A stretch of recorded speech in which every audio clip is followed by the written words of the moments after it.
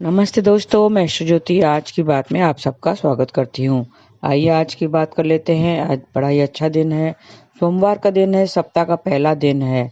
आज की खास बात मैं बताऊंगी। पहले वास्तु से शुरू करती हूँ, फिर आज की खास बात ले लेंगे और कृष्ण कथा में कुछ विस्तार में थोड़ा सा ज्ञान लेने की कोशिश करेंगे, तो अंत तक बने रहिए।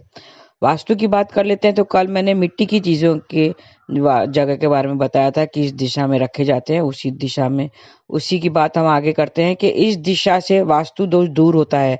अगर मिट्टी की चीज़ें उत्तर पूर्व में रखा जाए, जैसे गमला हो या कोई शोपीस हो, तो मिट्टी की चीज़ें अगर उत्तर पूर्व में रखें तो इस दिशा से वास्तु दोष दूर होते हैं, जीवन की परेशानियों से मुक्ति मिलती है और काम में कोई रुकावट नहीं आती है, काम सफलतापूर्वक हो जाते हैं।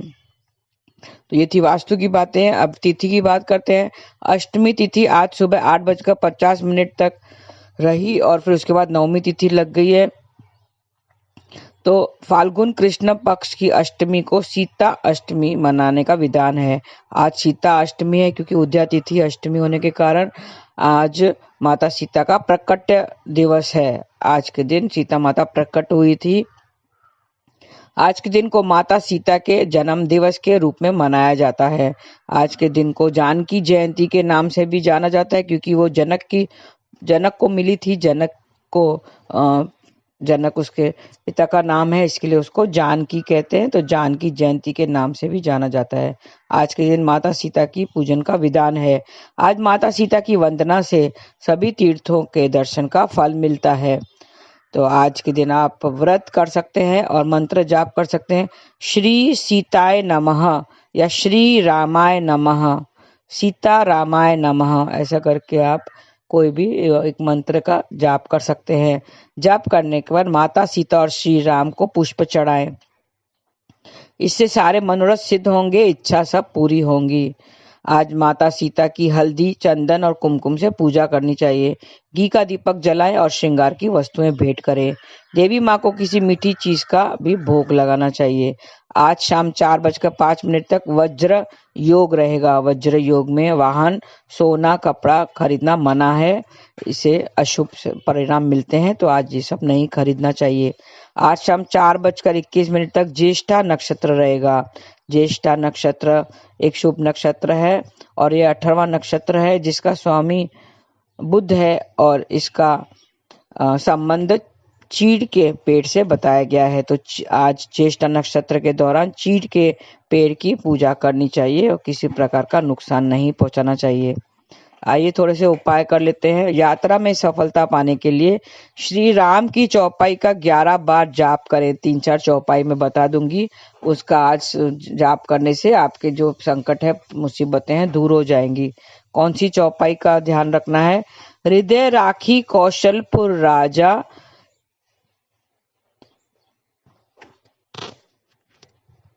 वो चौपाई है। प्रबसी नगर कीजे सब काजा, हृदय राखी कौशलपुर राजा।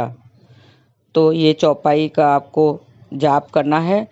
और गणित संबंधित विषय में मजबूती पाने के लिए स्टेशनरी के काम करने वाले व्यक्ति को आज मिट्टी से बनी कोई चीज़ गिफ्ट करना चाहिए।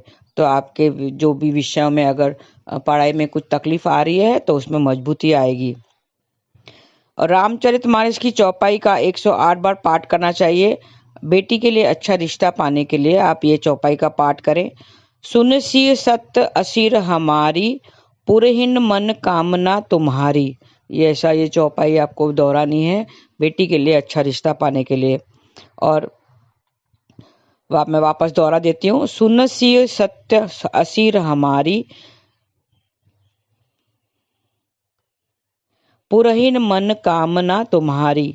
ये चौपाई को 108 बार पाठ करना चाहिए। श्री राम और माता सीता के पुष्पों से पूजा करें तो प्यार में बढ़ोतरी होगी, तो रिश्ता आपका मजबूत रहेगा, दाम्पत्य जीवन में खुशहाली छाएगी। एक फूल लेकर जीवन साथी को गिफ्ट करना चाहिए तो दाम्पत्य जीवन खुशहाल रहेगा। आज के दिन श्री राम की तस्वीर के आगे बैठें और 21 बार चौपाई का पाठ करके राम जी को फूल चढ़ाएं। बेसन से बनी मिठाई का भोग भी लगाएं। किसी किसान से कमीज का एक धागा लेना चाहिए। और वो धागे को इत्र की खुशबू लगाकर अपने पास रख दें तो हर तरह से प्रसिद्धि मिलेगी। एक डिब्बी में सिंदूर लेकर सिया राम के चरणों में रखें और विधि पूर्वक धूप दीप आदि से पूजा करें। सिंदूर को उठाकर अपनी पत्नी को भेंट कर दें तो जीवन साथी की लंबी आयु बनेगी। फिटकरी घर के मुख्य दरवाजे के पास रखने से नेगेटिविटी दूर होती है। फिटकरी को अपने घर के मुख्य द्वार के पास रखें। फिटकरी काली पड़ने पर उससे बदल दें तो नेगेटिविटी सारी दूर हो जाएगी घर से। आपको श्री राम यंत्र की स्थापना करनी चाहिए। आज जीवन सुरक्षित रखने के लिए श्री राम यंत्र की स्थापना करनी चाहिए। एक भोजपत्र पर अनार की कलम से, केसर की स्याही से आप कर सकते हैं, नहीं तो कोरे कागज लेकर और एक लाल स्केच पेन से आप वो यंत्र बना सकते हैं। यंत्र बनाते समय राम का नाम लेते रहें। क्लीं रामाय नमः इसका 1008 बार जाप करके उसको सिद्ध करना है, फिर वो अपने पास रख दें। भोजन में से एक रोटी निकालकर अलग रखें और रोटी के 3 हिस्से करने चाहिए। एक हिस्सा गाय को, एक हिस्सा कौवे को खिलाएं और एक हिस्सा कुत्ते को खिलाएं तो आपके रिश्तों में मिठास बनी रहेगी। माँ दुर्गा की अर्गला स्तोत्र का पाठ भी आज करना चाहिए तो जीवन में सुख शांति बढ़ेगी। माँ दुर्गा का अर्गला स्तोत्र का पाठ करना चाहिए। आज के दिन तोते को हरी मिर्ची खिलाएं तो जीवन साथी की तरक्की होगी। तोते को हरी मिर्ची खिलाएं। तोते की तस्वीर भी घर में उत्तर दिशा में आप लगा सकते हैं। तो ये थी आज की सीता जयंती से निमित्त उपाय। और खास बात बता दूं, आज दोपहर 12:33 तक सूर्य पूर्व भाद्रपद नक्षत्र में गोचर करेंगे तो एनर्जी चेंज है, थोड़े से चेंजेस होंगे, आप ध्यान रखें। और 17 मार्च की रात 8:50 तक ये यहीं गोचर करते रहेंगे, पूर्व भाद्रपद नक्षत्र में गोचर करेंगे। इस गोचर से ज्वार, बाजरा, उड़द, मूंग, मोट, चांदी, सोना, कपास, घी, सरसों, गुड़, खांड, गुगल इन सब के दामों में बढ़ोतरी होगी। तो जो गोचर होता है, कभी भी नक्षत्र चेंज होता है तो थोड़े खास अगर नक्षत्र में आते हैं तो उसके बढ़ोतरी, दामों में बढ़ोतरी होती है, चीज़ों के दामों में बढ़ोतरी होती है, तो इसका आप लाभ उठाएं। तो ये थी आज की बातें। अब थोड़ा सा हम सीता जयंती, सीता जो जानकी जयंती के बारे में बता दें। हर साल पंचांग के अनुसार फाल्गुन मास की कृष्ण पक्ष की अष्टमी तिथि को जानकी जयंती का पर्व मनाया जाता है। धार्मिक मान्यता के अनुसार इस तिथि पर ही राजा जनक को संतान के रूप में सीता जी की प्राप्ति हुई थी। जनक की पुत्री होने के कारण माता सीता को जानकी भी कहा जाता है। इसके लिए इस दिन को जानकी जयंती या सीता अष्टमी के नाम से जाना जाता है। माता सीता रामायण के मुख्य पात्रों में से एक है। इन्हें प्रभु राम की पत्नी के रूप में जाना जाता है। भगवान राम के साथ माता सीता की भी पूजा अर्चना की जाती है। फाल्गुन माह के मनाई जाने वाली जानकी जयंती माता सीता के लिए समर्पित मानी जाती है। इस दिन को सीता अष्टमी के रूप में भी जाना जाता है। कई महिलाएं इस दिन पर घर परिवार की सुख शांति और पति की लंबी उम्र के लिए व्रत भी रखती हैं। पौराणिक कथाओं के अनुसार जब मिथिला नरेश राजा जनक के राज्य में अकाल पड़ा था, तब उस समस्या से मुक्ति पाने के लिए राजा जनक ने अपने गुरु के कहे अनुसार एक सोने का हल बनवाया और उससे भूमि जोतने लगे। इस दौरान एक मिट्टी के बर्तन से उससे कन्या मिली। उसका जो हल टकराया तो उस डिब्बे में देखा कि कन्या पड़ी है। कई मान्यता के अनुसार जोती हुई भूमि और हल की नोक को सीत कहा जाता है, इसके लिए उसका नाम सीता रखा गया। उसे जानकी के नाम से भी जाना जाता है। मिथिला के इस दिन को बहुत ही उत्साह के साथ मनाया जाता है। उसमें इस दिन क्या करना चाहिए? जानकी जयंती के शुभ अवसर पर माता सीता की कृपा प्राप्ति के लिए सुबह स्नान आदि से निवृत्त होने के बाद घर के मंदिर में दीप प्रज्वलित करें। इसके बाद व्रत का संकल्प करें। भगवान राम और माता सीता का ध्यान करें। शाम के समय सीता जी और राम जी का साथ में पूजन करें और आरती कर अपना व्रत खोलें। इसके बाद श्री राम और माता सीता को भोग लगाएं और इस भोग को प्रसाद के रूप में भी वितरण करें। तो ये थी इसकी बातें आज की इसकी खास बात है। और आइए हम थोड़ा सा और आगे जान लेते हैं माता सीता के जीवन से हमें क्या सीख मिलती है। आइए हम जान लेते हैं। माता सीता और भगवान राम ने हर परिस्थितियों में एक दूसरे का साथ दिया। माता सीता से उनकी जो रिश्ता है, राम से जो रिश्ता था, उससे हमें ये पता चलता है कि हमें हर हाल में पति का साथ देना चाहिए। जब राम जी वनवास गए तो माता सीता ने उनका साथ जाने का समर्थन किया। प्रत्येक पत्नी को राम और सीता के रिश्ते से ये सीखना चाहिए। माता सीता ने भगवान राम के शादी के समय न तो उसका पद देखा और न ही राजपाट।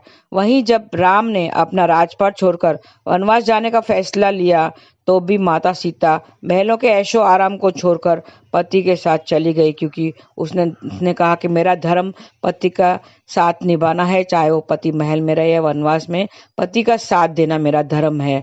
तो इस तरह से उसने अपना धर्म निभाया और पति का साथ नहीं छोड़ा। इसी तरह हर पति पत्नी को पैसों पर ध्यान नहीं देकर रिश्तों को पहले देखना चाहिए। एक व्यक्ति को माता सीता और राम जी की तरह एक आदर्श जीवन साथी के कर्तव्य का पालन करना चाहिए। माता सीता ने अपने पति के प्रति विनम्र भक्ति का धर्म पालन किया। रावण द्वारा हरण किए जाने के बाद भी उन्होंने अपना पवित्रता को प्रभावित नहीं होने दिया। माता सीता ने दूर रहने के बावजूद राम जी ने अपने पत्नी के प्रति विश्वास योग्यता भी बनाए रखी। हर पति और पत्नी को सुरक्षा और इज्जत का ध्यान रखना चाहिए। जब माता सीता के चरित्र और पवित्रता पर सवाल उठे, भगवान राम उन पर विश्वास करते थे। तब भी सीता जी ने अपने पति पर मान सम्मान के लिए अग्नि परीक्षा का सामना भी करना मंजूर किया। माता सीता के हरण के बाद श्री राम उन्हें बचाने और उनकी सुरक्षा के लिए लंकापति रावण से युद्ध करने तक के लिए तैयार हो गए। तो माता सीता ने अपने धर्म परायण का किया और पतिव्रता जो धर्म था वो निभाया, और पति का हर तरह से सुख या दुख में साथ निभाने का वादा जो शादी के समय हम 7 फेरे लेते हैं, उस 7 फेरों में जो हम संकल्प लेते हैं वो के धर्म में किसी भी हाल में, सुख में दुख में पति का साथ नहीं छोड़ेंगे और साथ निभाएंगे। वो आजकल के ज़माने में वो बहुत ज़रूरी है। और माता सीता से हमें ये सीखना चाहिए कि हमें हर हाल में, चाहे वो वनवास में रहे या राम के राज्य में रहे, महल में रहे, तो हमें पति का साथ नहीं छोड़ना चाहिए, उसका साथ निभाना चाहिए। यही हमारा धर्म कहता है, पतिव्रता धर्म हमें यही कहता है कि हर हाल में, चाहे दुख हो या सुख हो, हमें पति का साथ नहीं छोड़ना चाहिए। और आजकल तो छोटी छोटी बातों में अनबन हो जाती है, पत्नी दोनों लड़ने लगते हैं, झगड़ने लगते हैं, क्योंकि पति काम पे जाता है तो पत्नी भी काम पे जाती है। तो दोनों को एक दूसरे का साथ देना चाहिए, दोनों ही एक की समान है, दोनों को सुख और दुख में साथ देना चाहिए। सिर्फ सुख में नहीं, चाहे दुख भी आए तो भी पति का साथ नहीं छोड़ना चाहिए। चाहे पत्नी दुखी हो या पति दुखी हो, दोनों को एक दूसरे का साथ निभाना चाहिए, क्योंकि पति पत्नी का रिश्ता है वो ऊपर से बन के आता है। कहा जाता है कि जोड़ियां भगवान बना के भेजते हैं। कैसे भी हो, हमें पिछले जन्मों का जो कर्म है उसके वजह से ही हम साथ मिलते हैं। पति पत्नी का साथ मिलता है, पति को पत्नी और पत्नी को पति का साथ मिलता है।